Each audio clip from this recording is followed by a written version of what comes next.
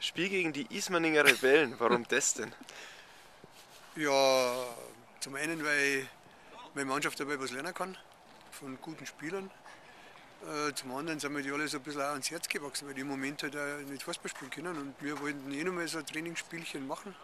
Und da passt das ganz genau. Was erzählen denn jetzt die Kollegen aus Ismaning, wenn sie davon Wind bekommen? Ja, das weiß ich nicht, das ist mir aber eigentlich auch egal. Ich glaube, dass für uns ein schöner Test war, so als letztes Trainingsspiel noch. Und ich wollte ja mal ein Vorbereitungsspiel machen gegen Ismaning, es hat dann nicht geklappt.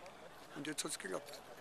War da der eine oder andere dabei, wo der Plattner sagen würde, nächstes Jahr hier in Hallberg-Moos? Da sind einige dabei, die mir natürlich sehr gefallen könnten, das ist ganz klar, aber es wird schwer sein, so einen Regionalligaspieler nach Hallberg-Moos zu holen.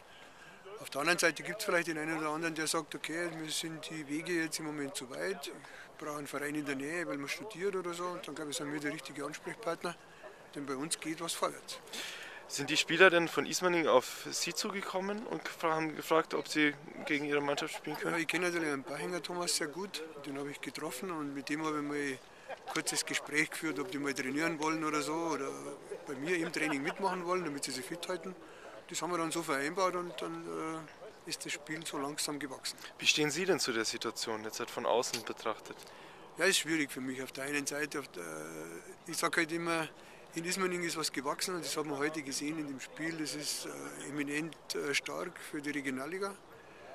Ich glaube auch, dass in Ismaning eine Regionalliga reichen würde als Mannschaft. Man muss da nicht die dritte Liga anpeilen, weil das meiner Meinung nach zu weit ist und zu viel ist. Und darum sage ich jetzt mal, es war sicherlich nicht richtig von der Vereinsführung, so wie es gelaufen ist. Und am Ende kommen wir jetzt nicht mehr zurück. Sie als Trainer, wie würden Sie denn reagieren, wenn Ihnen sowas passiert wäre? Das wäre mir gar nicht passiert.